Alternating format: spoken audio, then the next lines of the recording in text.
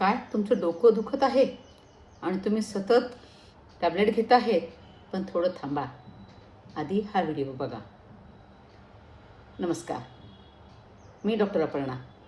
Healthy life या YouTube चॅनलवर आपणा सर्वांचं खूप खूप स्वागत.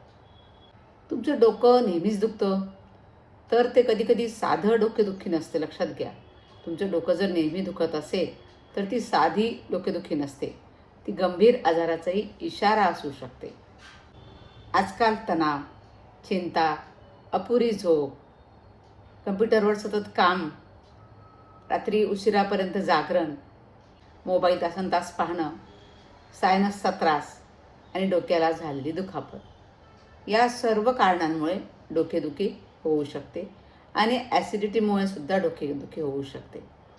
मात्र हे लक्षात ठेवा, डोकेदुखी 2-3 दिवसानंतरही कायम राहत असेल, सोबत वॉमिटिंग होत असेल किंवा वारंवार डोकेदुखी होत असेल तर मात्र वेदनाशामक गोळ्यांवर अवलंबून राहू नका. कारण काही वेळा ही समस्या मायग्रेनची असू शकते किंवा मेंदूशी संबंधित गंभीर समस्येचं लक्षणही असू शकतं. अशावेळी मनाने स्वतः गोळ्या घेण्यापेक्षा डॉक्टरांचा सल्ला घ्या, योग्य त्या तपासण्या करून घ्या आणि डॉक्टर सांगतील त्याप्रमाणे उपचार करा. त्याने काय होईल, गंभीर धोका टाळता येईल.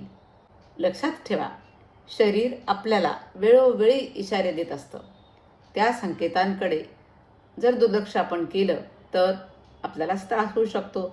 म्हणून सजग राहा आणि आपल्या आरोग्याची काळजी घ्या. धन्यवाद.